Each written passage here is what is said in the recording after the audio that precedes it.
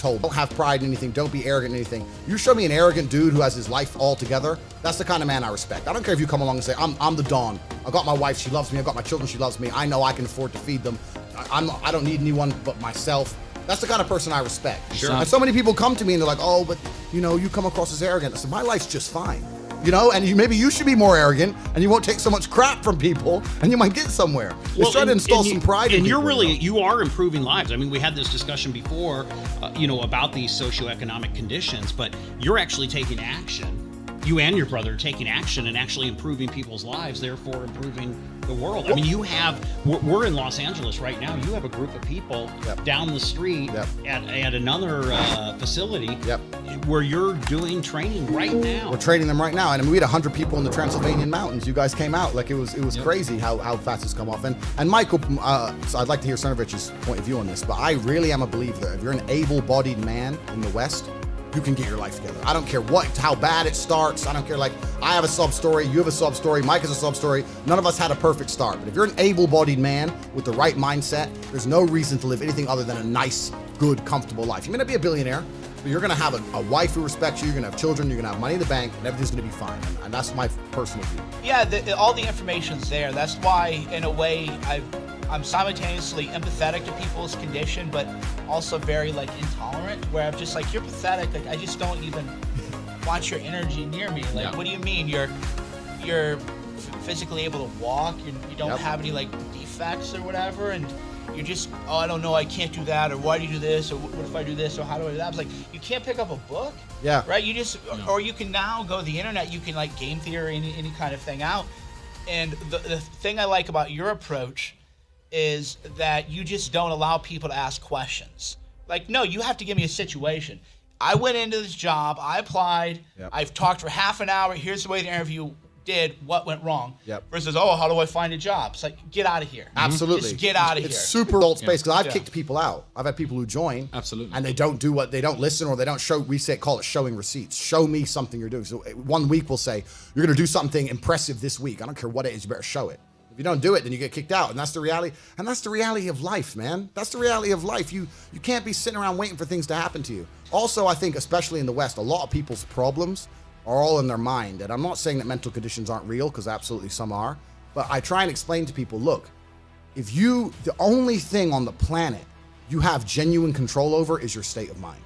Like, you can't even control your health. You might get hit by lightning. You can't control other people. You can't control the weather. You can't control anything. The only thing you can affect in genuine real time is how you feel in your head. And so much of that's true, because Scott Adams calls a mental prison, so other people talk about differently. And yeah, there's a difference. Like, I've known people. This is why I don't have any patience for men who are like, blah, blah.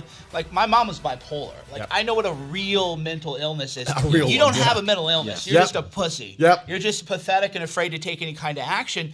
And these mental problems people have are, well, I'm afraid to go do that. Why? Because you're going to get rejected? Are you going to die? Are you going to go cry yourself to sleep? So in their own mind, they have this fear of some consequence that may or may not even happen. And that is, they're living in a mental prison. Or, we had to bully, Bolin here a little bit just to go to Romania because he was in a mental prison, never traveled internationally. It's like, you have the money, just get on a fucking plane. Just get on a plane. Because Mike was like, well, what flight are you going to be on? I'm like, look, bro, I'm not your travel agent. Just get on a plane and do it. And then you realize, oh, that was amazing. I'm glad I did that. I'll take credit for bullying Mike. And there's so many people who just, they literally live in prisons of their own making. Talk to them. They're locked up. They're locked up mentally. They're in a dark place. They cannot let go of their past, and they basically refuse to change. They talk about change, they voice change, but their actions say otherwise. When you give up on humanity, you give up on yourself. When you say people are effed up, society's effed up, it's really you that's effed up. You're the one who has failed yourself because you failed to see the life lessons and whatever it is you went through so that you can move forward. Where there won't be any real consequence. Yeah, you might look stupid. Yeah, you might I mean, you've looked stupid.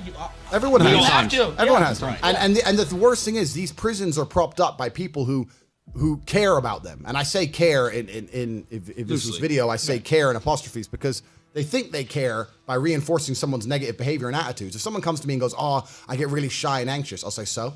Right. Not. Oh, okay, that must be horrible. No, so do it anyway. Yeah, but I'm shy. I don't care. No one cares. The whole world doesn't care. Nobody cares. You go. If you could drop dead tomorrow, the world wouldn't care. The sun's still going to rise. People are still going to go to work. So you're going to sit here and worry about speaking?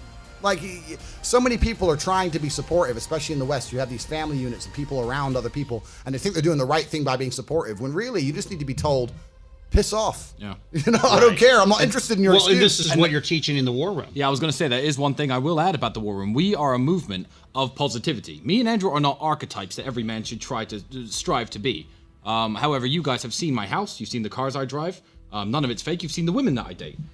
I'm a very, very happy person. And I believe if you're a young man and you're 17 and you're playing video games, maybe masturbating too much on the internet, and you're not striving to live a life similar to mine, get a beautiful girlfriend, live in a nice house, drive a nice car, work a good job, make a good income, we are very, very happy people.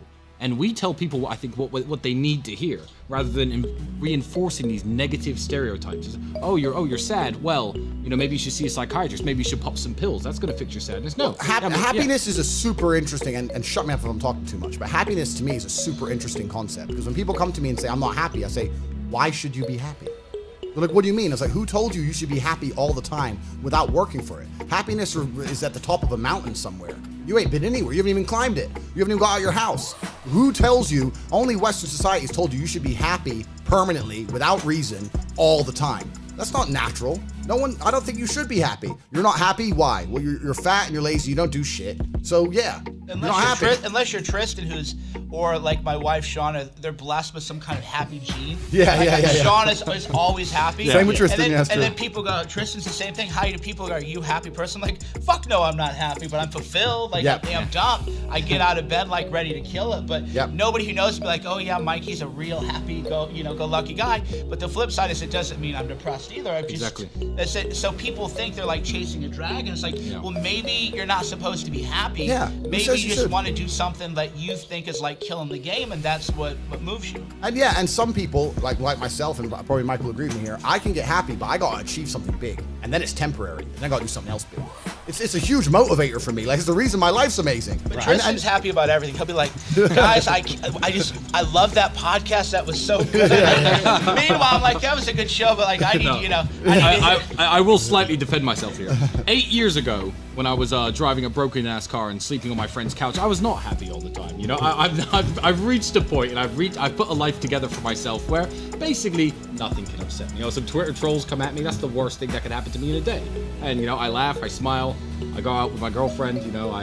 Which girlfriend though? Yeah, exactly. One of them, maybe two of them. And I'll sit and drink Japanese whiskey with you, and I think, well, the Twitter trolls, they can sit and type away. Nothing can faze me. Well, I think that's what's interesting about both of you is that you guys are really friendly, nice guys, and you get branded as being, an asshole or something. But you're not.